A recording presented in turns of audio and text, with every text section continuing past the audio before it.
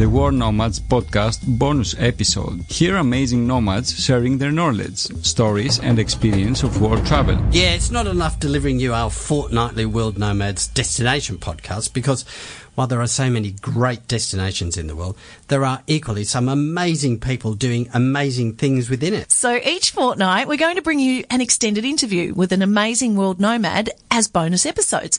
And we're kicking off with Australian Sarah Davis. Now, she's preparing to be the first woman to paddle the length of the Nile. Phil, I'd like you to meet Sarah Davis. Hello, Sarah. Thanks for coming in. It's fantastic to see you. Oh, thanks, Phil. It's great to be here. Especially when we know what you're about to undertake. So. Yes. Sarah is about to paddle the Nile. Where did you come up with such a harebrained scheme? Oh, look, it was something I'd seen a couple of people who'd done some first, and I was at this point where I was, really happy with life, and life was great, but it was just that still something missing, and that fulfillment and that sort of need for more. Anyway, so I saw a couple of people who'd done first. One was Damien Ryder, who paddled a prone board from Coolangatta to Bondi and was the first to do it, yeah. And then Helen Skelton, she's a kids or a TV presenter in the UK, and she kayaked the Amazon. And neither of them were that wasn't their primary sports or anything like that. And it just gave me this sort of feeling like, wow, how good would that be to do her first? And because they were, they weren't your classic sort of adventurers, and it was just like, well, maybe I could do something like this. So then I started researching as to what it could be. I really wanted it to be paddling based because that's my sport. And we can tell by your arms. It's nicely defined. Yeah. I used to say when I was going to the gym a few years ago, and they say, "What's your goal?" I want arms like Lisa Curry Kenny. Thanks. Oh, brilliant. So let's go back then to why these great arms. What do you? You're a kayaker, yeah. So, but you've competed around the world. Yeah. So I got into kayaking through the surf club. So I joined North Bondi Surf Club, and I've been a member there. And I started getting into the competing side.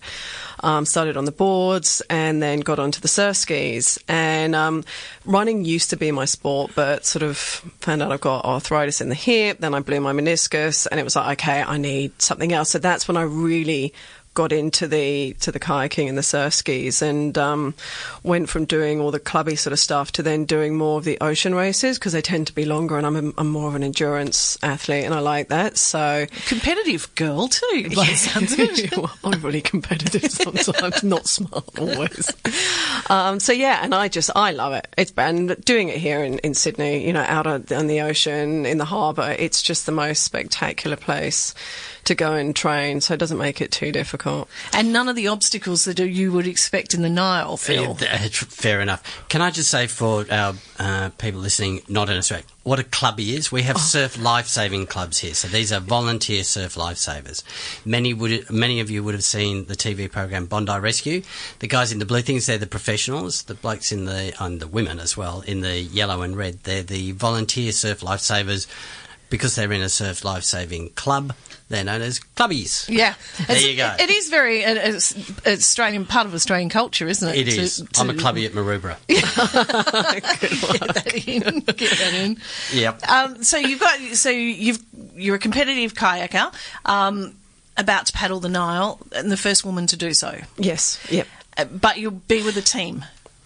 Yeah, look, there'll be people with me all the way. I'll be the only one doing it from start to finish, and the teams will mix, partly dependent on the kind of waters that we're going through. So you've got some big rapids through Rwanda and Tanzania, and then also in Uganda. So we'll be rafting through those. So you've got a team of people in your raft.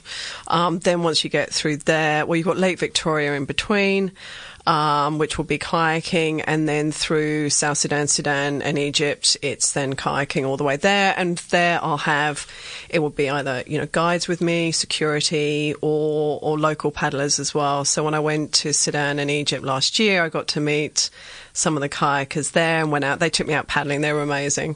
And quite a few of them are keen to be part of it, which I really want to have local people involved with it all the way. It's very much a shared experience. Well, yeah, for a start, South Sudan, I think there's probably still a travel warning out on that. How have you managed to get around that? Look, that's still in looking at the logistics around that one because, it's going through significant conflict. So getting intelligence reports, speaking to people who do security on the ground as to whether it will be safe enough to go through that or how far through. Like we might be able to get to Juba or a little bit north of Juba and then say, I know the north is particularly problematic, that we might have to miss a section because this isn't doing it at all costs. There's the safety, not just my safety, but, if people are coming along with me, I've got to think about them as well. So, and things can change there so quickly. So it's going to be a constant monitoring. If South Sudan is a complete no-go, things change, then once we sort of get to the border, then what I'll probably do is go over to Ethiopia and then pick up the Blue Nile and do that from then on. So fair enough. I thought you were going to say you're going to get on a rowing machine in the back of a car while it's rowing across. It's not a bad idea, though. I can see it's the yours. You can have that one. You can have that one.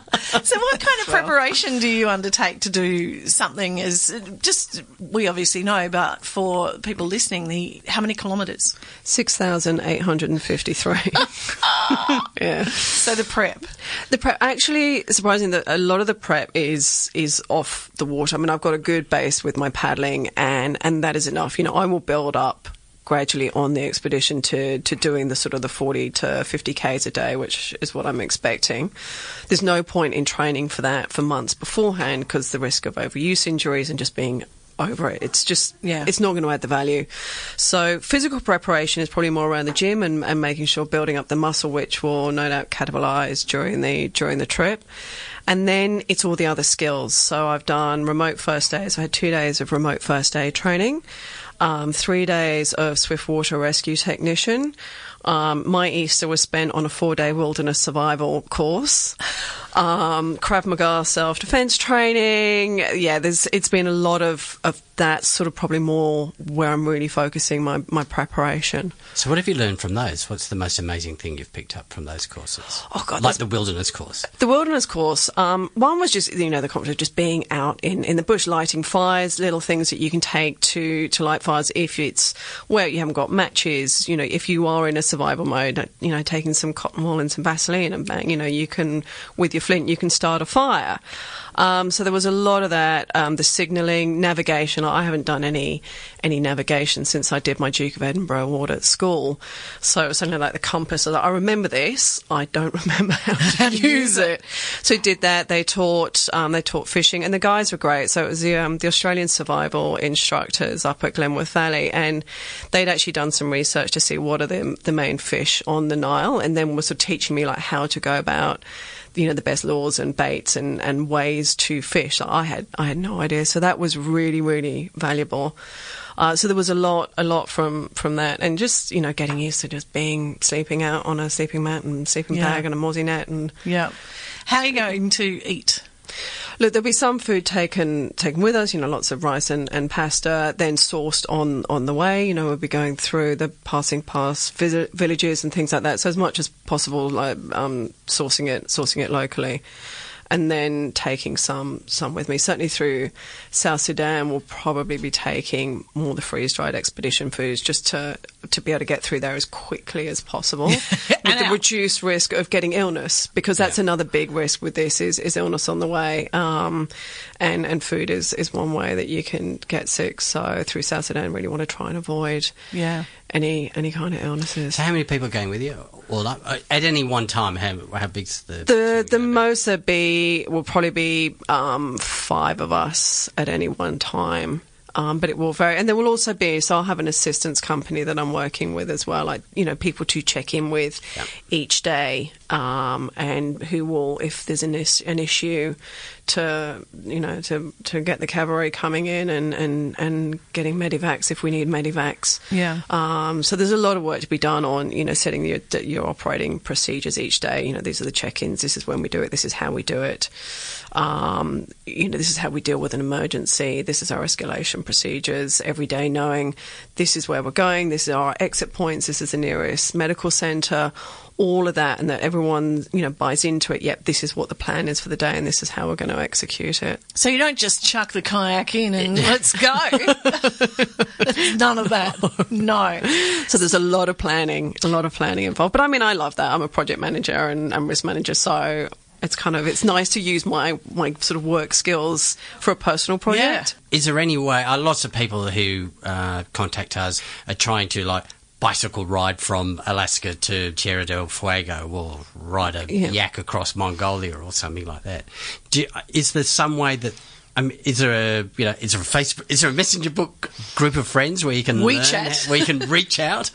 And where do you learn this stuff from? Do you have to start from the beginning? Well, as I've said before, it's like, where's the wiki on this? There isn't one, and there really isn't. And it's just been, when I came up with the idea, it's like, okay, no one's done this, and I love traveling to Africa. It's kayaking. It was just that ultimate light bulb moment. Right, this is what I want to do.